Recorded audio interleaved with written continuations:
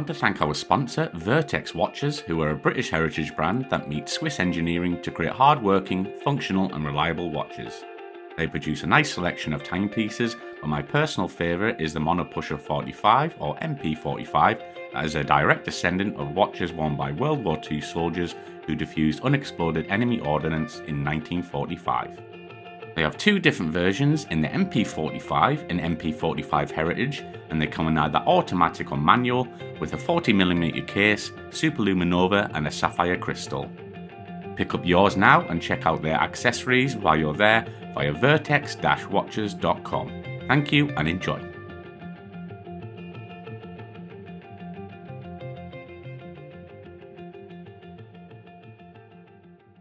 And can you remember your first public display? Yeah, so for me that was down in Torbay, which was the English Riviera air show, based out of Exeter for that one, which was great because that was my kind of home show for me. I'm from Devon myself, so going back down to see all the family, and they all came along to the beach that weekend and got to see me do my display was awesome, and yeah, really cool experience. Again, a fair bit of nerves that comes with that because it's your first time going away from Coningsby and delivering the display to the public for the first time, and it's the first over water display as well, notwithstanding a practice one we did at Hull Beach, but first live one properly over the water. So it's quite tense at the time, and you definitely want to get off on the right foot. But it was an awesome weekend, so I really enjoyed it. Do you have a favourite manoeuvre in your display, and do the crowd have a favourite as well?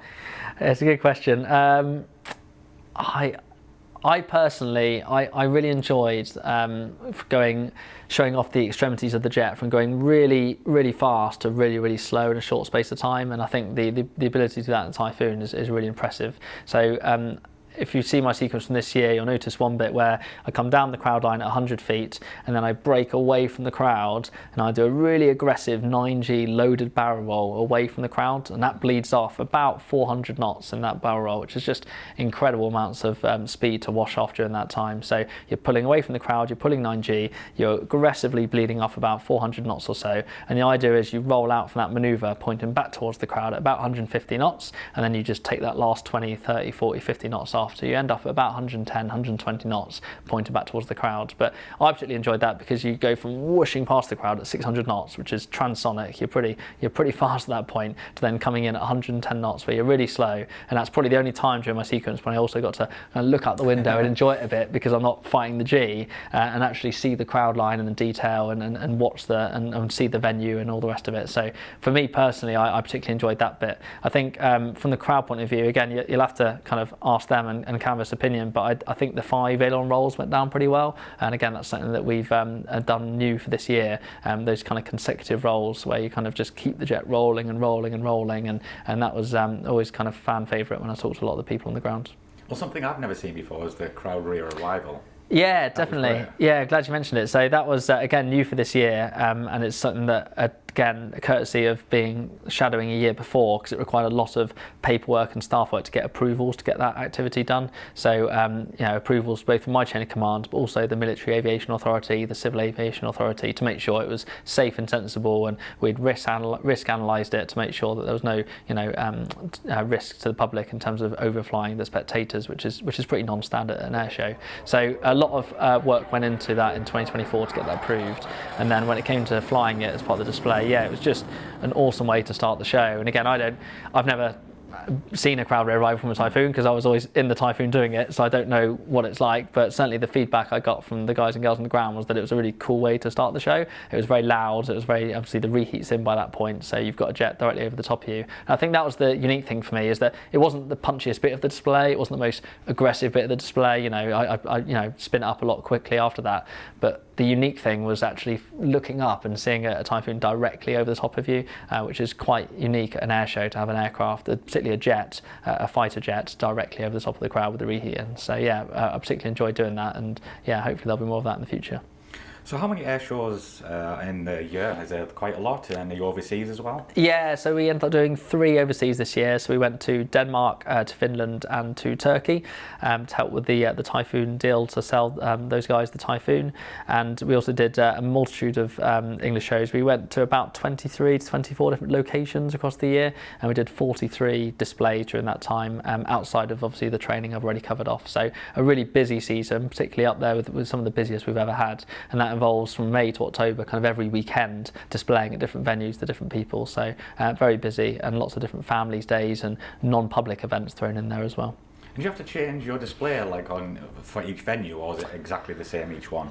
Good question. So every display area is subtly different. Some of the display areas are naturally great for a Typhoon. So I mentioned Torbay earlier, a really nice display venue as the first display for a pilot coming into the job, because the bay is just the right size to nicely fit a Typhoon display in. It's over the water, so you've not got any avoids or issues in terms of your manoeuvres. So that's a really good example of a place to be. Some of the places, I won't go into names, are a lot more challenging later in the year. And again, part of the plan in terms of season planning is to consider where those are and make sure you're a bit more experienced by the time you get to them, because they will require tweaks to your display and differences than what you're used to. The key point for me as a display pilot, for my supervisors, my approving officers, is that I'm not able to change my display on the fly. I'm not able to change a manoeuvre and do things differently because I'm at a different location. I don't have set displays for locations. I have one display that I bring to different locations. But what I can do is I can tweak the display, so I can change like the outbound headings, for example, to avoid or places. Or if I'm coming down the A-axis, which is down the crowd line,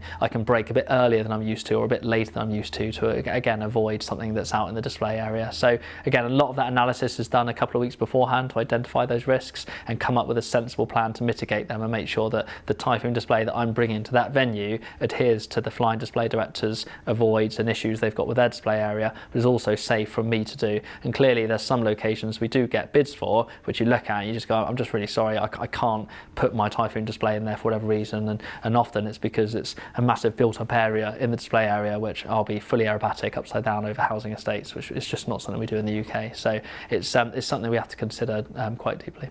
So anyone can just ring up and say, can you display here, in theory? Yes, there is a formal application process to go through. You'll find it all on the MOD website in terms of applying for a Typhoon display or a Typhoon flypast for the matter, or the red arrows or the BBMF. So it's a formal process they'll go through. Clearly, when it comes to bidding, we are at the whim of the air events team, who will look after not just the Typhoon display, but the red arrows, the Battle of Memorial flight, and other flypast assets as well. And they will look at the year as a whole and decide where is the Typhoon display best going to be received, how is it going to deconflict from the red arrows, and they'll come up with that plan as a kind of bigger picture, and you kind of slot into where they're needing you.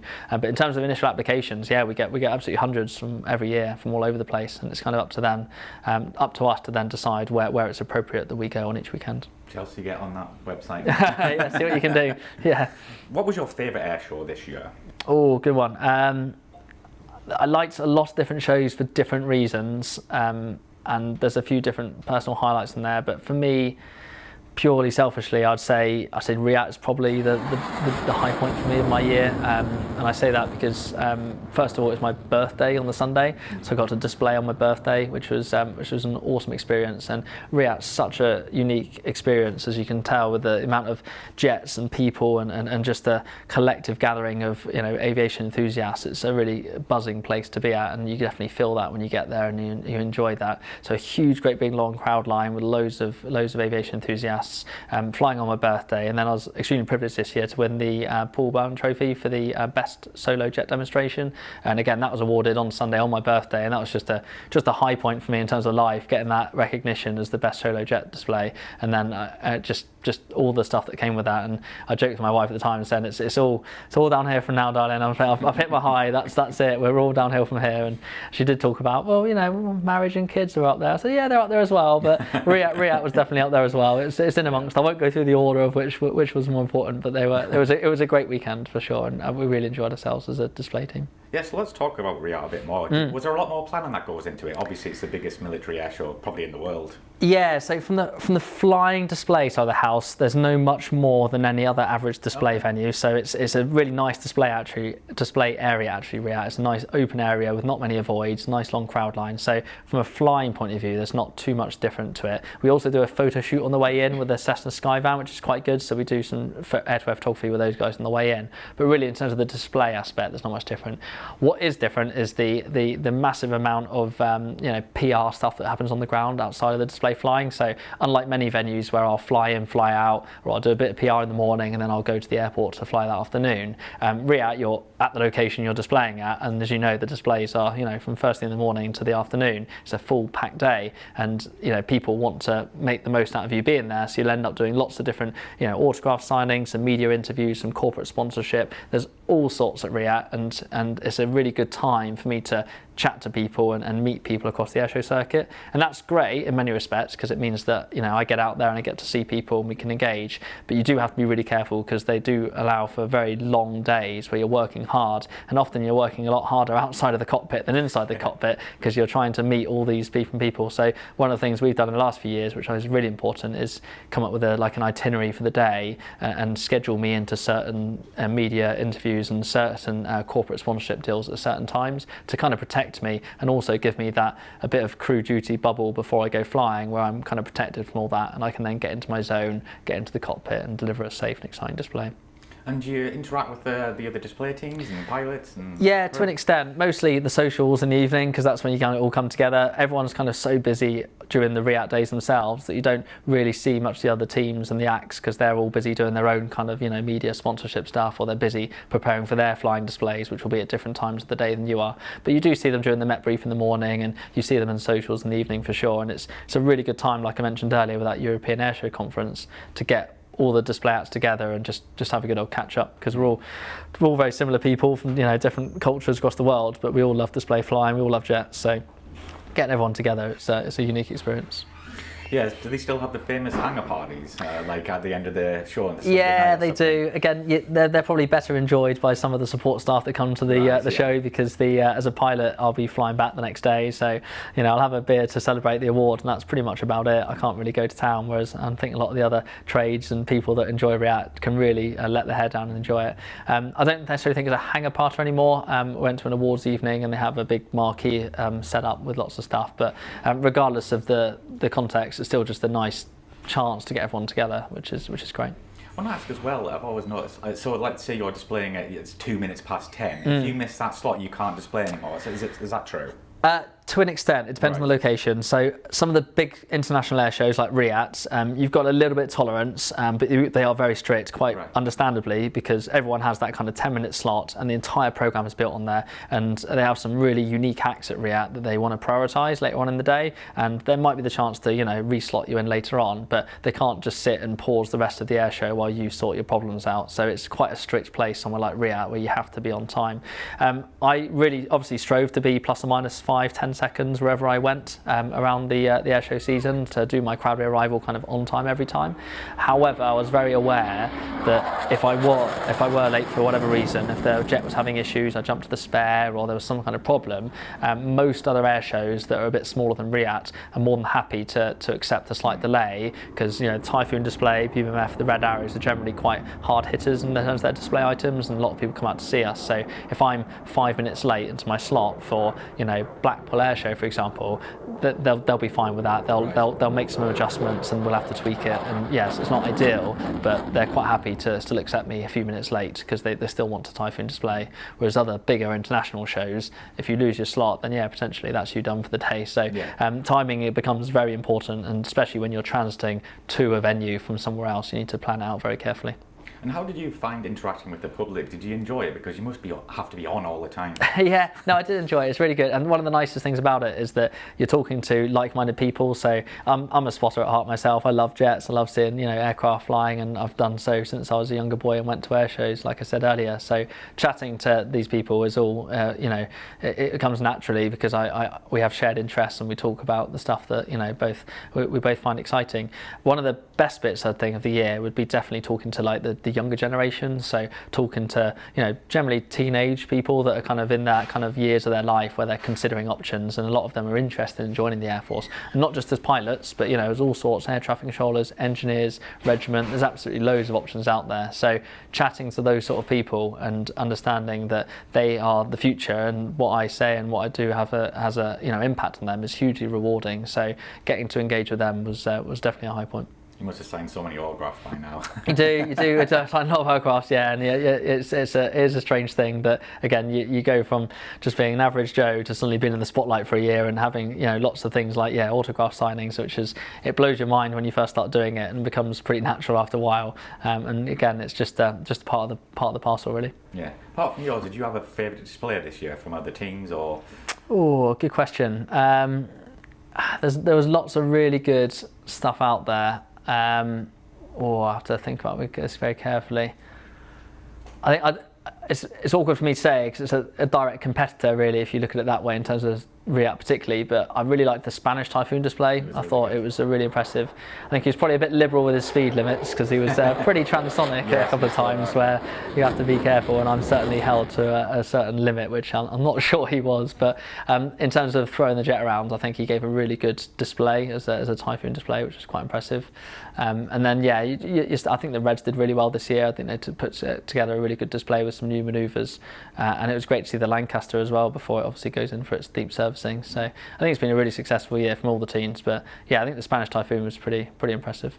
Yeah, and do you interact with like the BBMF if they're on the same circuit as you? Yeah, definitely. So certainly when it comes to operating from Coningsby to different locations, we'll engage with them early on, a week or two beforehand, to understand what timing they're leaving, and to make sure that we deconflict from those times. But also if they're on directly before or after me, we need to understand how things like crowd rear arrival are going to affect their display, because they have a crowd overflight on departure, which again could put them directly into conflict with me that's waiting in the hole to come in. So there would be a fair bit of discussion in the weeks leading up to that to make sure that we were in a good place collectively, to make sure that we had a safe kind of flow to and from the airfield to the display venue, and that we weren't going to trip over each other. Mm-hmm. So what's the best thing about being a displayer pilot? Oh, that's a good question, very open-ended. I would say, obviously, aside from meeting all the guys and girls that I talked about earlier, which was genuinely awesome to see so many people out on the shows. From a purely selfish point of view, I'd say flying the jets as aggressively as I did, as low to the ground, where it's really the performance is absolutely out of this world. You don't normally as a pilot get to see that side of the house. We do our combat training up above 5,000 feet, and yes, the Typhoon, loads of G, loads of performance, really good to throw the jet around, but it's the lower you get, the more aggressive it becomes and the more it eats up the air. And some of those maneuvers I was doing this year, flying at 100 feet, 600 knots, 9G, aggressively pulling the jet around, I'll never get to fly to those kind of limits again. It's an incredible experience. I'm just so privileged to be able to have experienced it and seen what the Typhoon can do, because down at a couple hundred feet, when you really put it through its paces, it is a monster, and it's a lot of fun to fly. So I'm just privileged to have had the opportunity, really. And do you get more hours being a displayer pilot? Not really. It's a weird one. So you fly a lot more, but the flights are sometimes 10, 15 minutes long, and that's it. So as an average pilot on the squadron, I'll fly maybe once or twice a week, and I'll fly maybe an hour and a half sortie, something like that. For a display sortie, again, depending on the transit, it can be anywhere as low as 10 minutes. I had a few 10-minute sorties this year, which are very strange. When you get airborne and land again at the same location, it's all over very quickly. From maybe at most like 30, 40 minutes, including a transit. So you fly a lot more, but the hours are less, so it kind of averages out really in terms of how much actual hours you put in the logbook at the end of the month.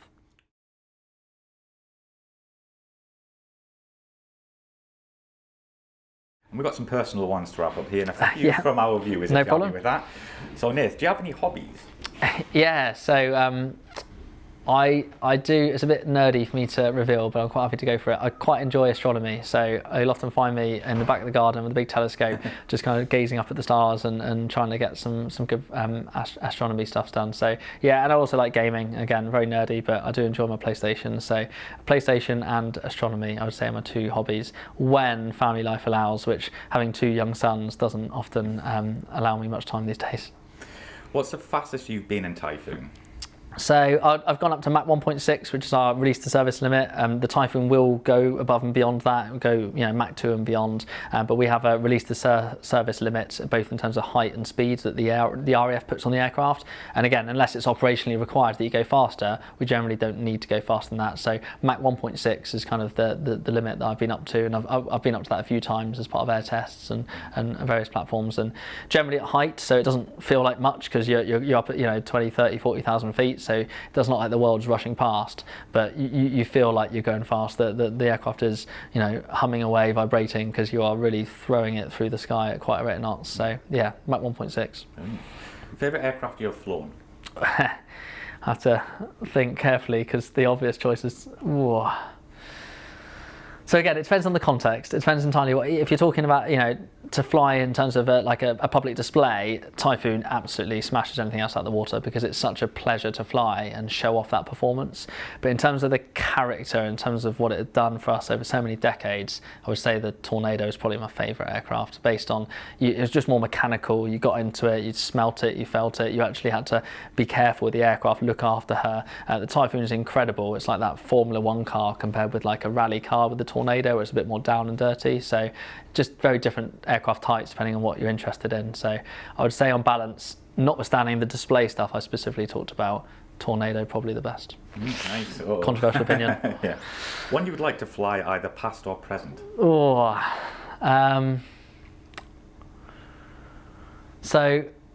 I'm good mates with Ammo, who I think has done an interview for you before, and I've chatted to him a lot about things, and I would say the Raptor, the F-22, I would absolutely love to have a blast in a Raptor just to see what that's like, because that is very similar in terms of level of performance and power and in terms of what it can do with its capabilities, but it also has that kind of thrust vectoring, the high alpha stuff where it can do a lot of the slow speed manoeuvring. So I'd love to kind of have a whirl in one of those, I think. So yeah, probably a Raptor, I think. That'd be on the choice. Will you go on to fly the F-35 or go on to the Red Arrows?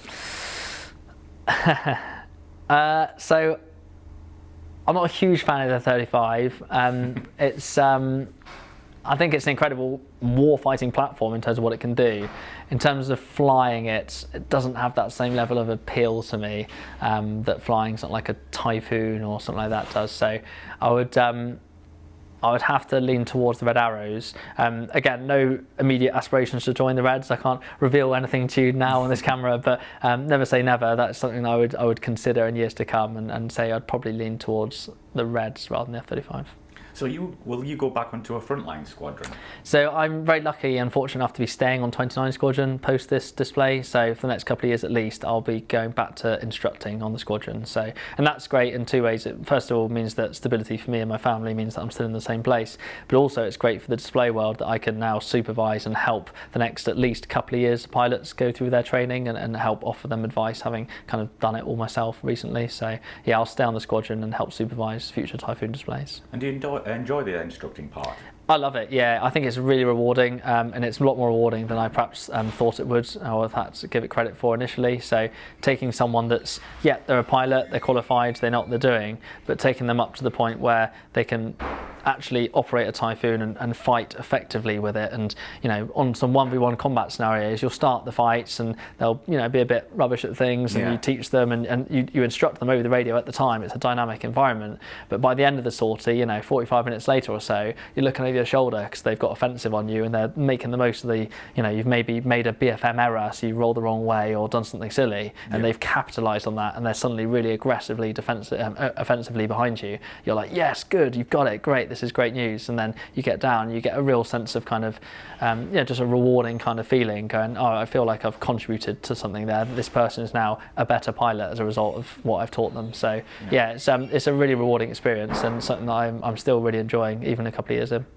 So can we find yourself or the team online? Yeah, so if you type in RAF Typhoon Display Team, then I think we've got an Instagram account. You'll find us as well on YouTube and places like that. So if you just type in, I think Facebook is it, we've also got. So anything like RAF Typhoon Display Team, if you search for that, you'll find us on socials. But also we have a Typhoon Display Team splash page that's through the Royal Air Force's main website as well, where you can find a lot of more information about me and the team and what we're up to during the year. Well, Nath, thank you very much for coming on the show. No problem at all, my pleasure. Thanks, mate.